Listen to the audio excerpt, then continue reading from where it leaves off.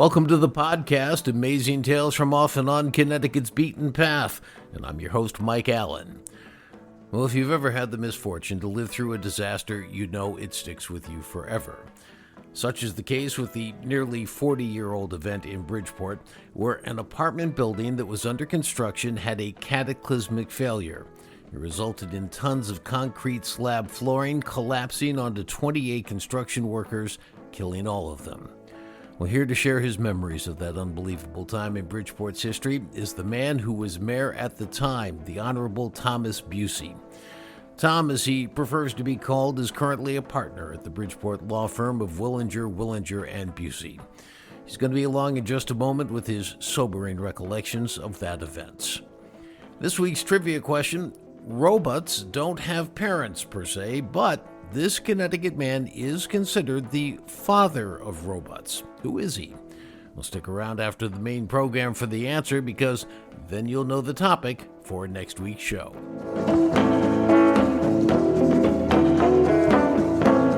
Amazing Tales from Off and On Connecticut's Beaten Path is brought to you by our sponsor, Yale New Haven Health.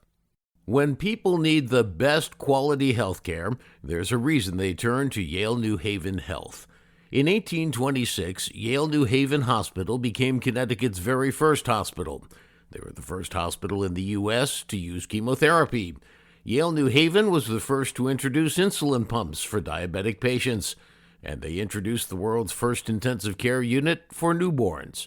For more information about Yale New Haven Health, visit ynhhs.org. That's ynhhs.org. Thursday, April 23rd, 1987, was a chilly spring day. Afternoon temps were only in the 40s. The location was downtown Bridgeport, just off exit 2 of the expressway, if you know it, that carries both routes 8 and 25 to Interstate 95. There was a construction project there, one that every motorist saw each day as progress was being made and they drove by. The steel columns for the 16-story apartment building were hard to miss. They were already up and in place, and in fact, now the concrete floors were being lifted into place. Now, they were using a process called lift slab construction.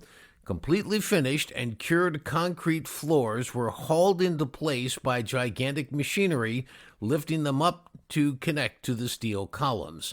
Well, this $17 million project was more than just a fun thing to see go up. It was an important financial shot in the arm for a struggling city at the time.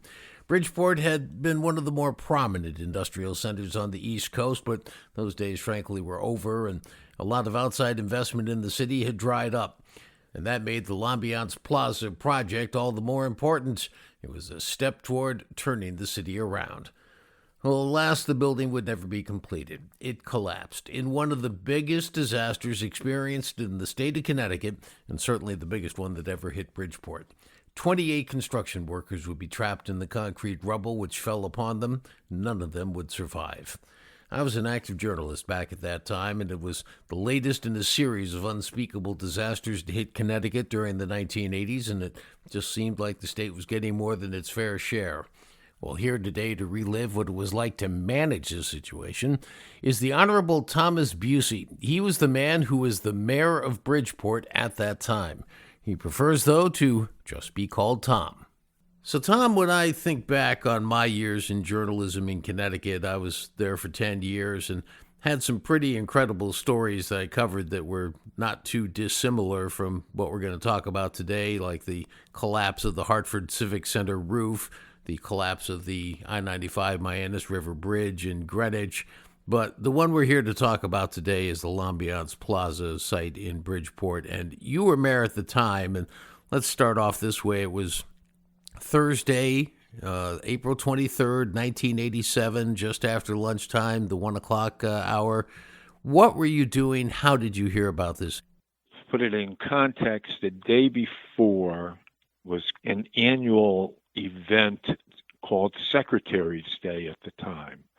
It's since been changed Administrative Assistant's Day, but on the 22nd, I wasn't able to take the staff out for lunch, as I would do on Secretary's Day. I would take the entire mayor's office. And this year we went to a hate to say it, a place in Lordship, Stratford, and not a local Bridgeport facility. And it was on the water, and it was a nice afternoon that we were having. And somebody came up to me, the bartender came up to me and said, "You've got a phone call." And I said, "Well," and this predated the plethora of cell phones. There was cell phones, but they were bulky things that they were like carrying around the nuclear arms codes. I took the phone call, and it was from Mike Daly of the Connecticut Post. I think at the time it was called the Bridgeport Post. And he said, "Mayor, we have an appointment at 2:00. I think we should cancel it because something's happened at L'Ambiance. There's been a collapse."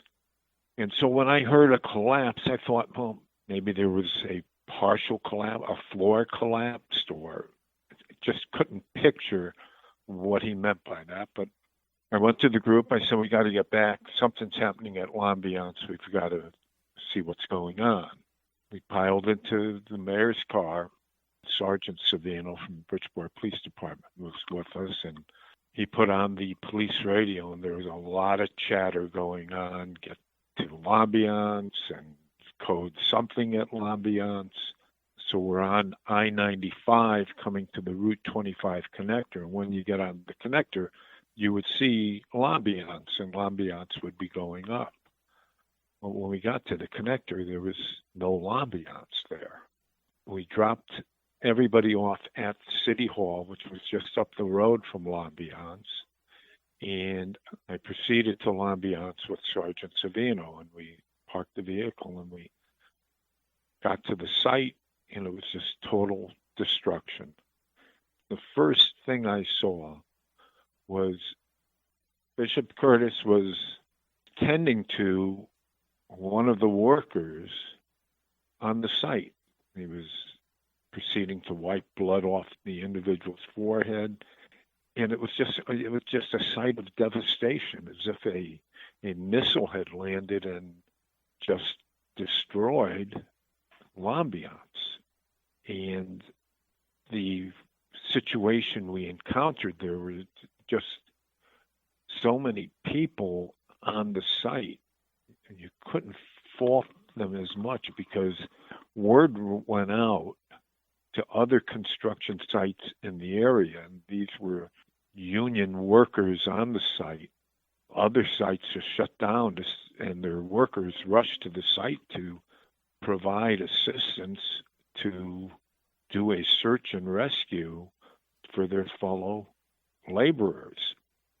The first thing we had to do was get control of the site, though, so that things could go in an orderly fashion. And Sergeant Savino organized with other Bridgeport police to cordon off the area to get some control of the site to allow search and rescue operations to take place. And that kicked in almost immediately. The organization that we really had help with was Frank Carroll, who was the president of the electrical union of Fairfield County. And he got the construction companies to send equipment almost immediately to the site to help with the rescue effort. One of the things I just wanted to mention is people who have never worked in a city hall office simply cannot appreciate, do not understand the massive amount of responsibility that falls on the shoulders of somebody such as yourself. And, you know, looking back, here you are in your first term as the mayor of Connecticut's largest city. There's no playbook on how to deal with these types of disasters. The L'Ambiance Plaza was one of the first in U.S. history where a search and rescue effort with slabs of concrete was going to have to occur. We see this unfortunately all the time now, but we didn't then. Were you feeling overwhelmed, or did you just somehow have adrenaline kick in and just do what needed to be done? There's no training session for it. At the moment, you don't think of the magnitude of the catastrophe It's just doing what you can to bring out workers who were buried under that rubble. And remember my chief administrative officer whispering to me, and he said, basically to the effect, the buck stops with you. And one of the most difficult tasks I had that evening was, after consulting with our emergency management officer, Jonathan Best, he gave me his observations of how the collapse occurred, the pancake effect, that there was likely to be no survivors from the 30 or so missing individuals who were still within the rubble. Many of the families of these men were from the Waterbury area, and they had come down to the site and were being attended to in the St. Augustine Cathedral Church Hall. They were expecting to hear what was going on and what was the prospects. And I went to that church hall, and it was something I didn't want to do, but it had to be done. I had to go in, and when I walked in there, somebody said, "It's the mayor," and all the families gathered around me. And you couldn't mislead them. You couldn't give them false hopes. And I explained to them, we're going to continue looking until we bring out the last individual. We're going to continue day in, day and night, and we're not going to stop. But the likelihood of anyone surviving this catastrophe was very, very small. And the crying and weeping, it was overwhelming. And we kept our promise. We kept at it morning, noon, and night. And it was a rainy, cold week of search and rescue efforts, interrupted by a church service on the Sunday morning at the cathedral. When we brought out the last body, the sun had broken in the morning. It was early morning, and the sun had broken. And there was a spontaneous religious moment overlooking the site. I remember it vividly to this point in time. Very long ago, but thinking back, it was very moving. It was very spontaneous. All these workers who had been laboring morning, noon, and night to try to find that one survivor, which we were not able to find. But when we brought out the last remains, we had kept our commitment to the families that we weren't going to leave anybody behind. Those are my memories. There was a lot that occurred during that week. There was missteps in the sense of people reporting that they've heard scratching or this or that, but the way the building had come down in the pancake sense, there was no place for somebody to have oxygen and not be crushed by the concrete.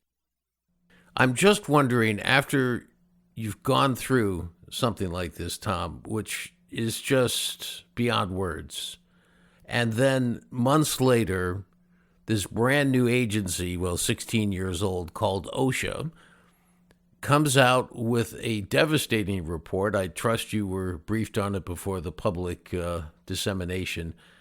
And they essentially said that so many regulations were ignored, and there was such a lack of attention to safety concerns, and that, in fact, this lift slab construction, which we all went to school on at the time to figure out what that meant, but that there had been 2 failures of it before on that site, and yet the operation continued. I try and put myself in your shoes and say I wouldn't have been angry beyond words, but I don't want to put words in your mouth. What was your reaction when you heard those allegations? My reaction was that 27 individuals didn't have to die. The lift slab construction was later banned from the state of Connecticut. Why wasn't it banned earlier? Like with any project, there weren't city inspectors on site 24/7. There's responsibility, for self-reporting by the construction companies, and that didn't occur. We had immediately contracted with a nationwide firm. They came up with, if I recall, similar findings, maybe not as to the triggering cause, but the same situation that pointed to, especially the one that I keep going back to, that they rigged this jack that had failed. Instead of just shutting down and getting a new jack and fixing the joint, they just jerry-rigged it. And you know that it's right near Route 25, that the vibrations from those trucks and cars going by, if you didn't have a proper jack holding that up, there was going to be slippage. And that's what occurred. But regardless of the cause, it was preventable. Afterwards, as we saw, new regulations went in banning the use of lift slab. One of the most notable deficiencies in the regulations was the lifting of the floors with workers still underneath and continuing to work. Every expert said you wouldn't have lost 20 some odd men if, when a floor was being jacked to the top, if those underneath were told to leave while it's going up. It's just simple safety measure. And that was implemented again afterwards. Naturally, at that time, every politician visited the site to offer their assistance, but there was only 2 politicians who came through. Lowell Weicker was a senator at the time, and he called me from Washington. He said, "Look, I'm not going to come down to the site and walk around. What am I going to do?" He says, "But I just want you to know we just passed a bill giving Bridgeport $2 million to finance the search and rescue what you're doing." Magnanimous of Senator Weicker, who's the opposite political party, and doing what he could without grandstanding it. He never took credit for it. That money, I knew where it came from, and I had always thanked him whenever I saw him afterwards. And the other one was Senator Blumenthal, who's made this a lifelong commitment to worker safety, spurred on by the catastrophe at L'Ambiance. He's been at every annual gathering of the victims' families. He's had legislation passed for worker safety. So those 2 individuals I recall very vividly, and they were very generous in their efforts to support us while we were going through this and in bringing lasting change to worker regulations, fostering worker safety. Well, as you heard during the interview, there's an annual memorial service to remember those who perished in the collapse. It's attended by the Waterbury area families of those who were killed and all the union colleagues. Well, Tom Bucci has been to every annual remembrance except one, when a snowstorm canceled his return flight to Bridgeport and he simply couldn't be there. And a couple of years ago, surviving families gave Tom a plaque to say thank you for all he did. Well, you also heard Tom speak about Frank Carroll. He was the head of the International Brotherhood of Electrical Workers Union, and he was the man who made a lot of the phone calls and used his connections to get construction equipment and additional workers to the scene for the search and rescue operation. Well, Tom calls Frank Carroll the hero of L'Ambiance, says he was a modest man who stayed behind the scenes in the background. In the town of Monroe, on Route 25, 13 miles due north of the scene of the disaster, stands the IBEW Union Building, and it's named in Frank Carroll's honor.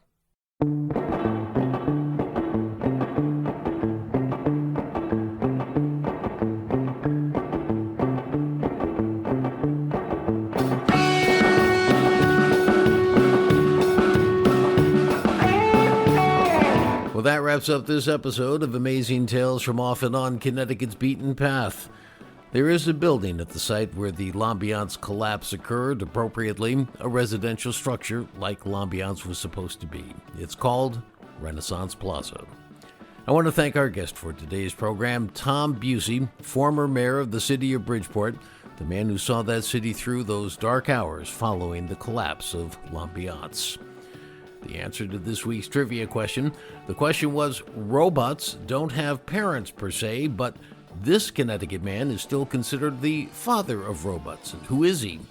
The answer is Joseph Engelberger, the Newtown resident who brought the first industrial robot to life. Next week on Amazing Tales CT, we're going to take a look at Engelberger's life and how he did what he did way back in the 1950s. Amazing Tales from Off and On Connecticut's Beaten Path is a production of True North Associates, LLC. This is Mike Allen. Be safe and please stay healthy.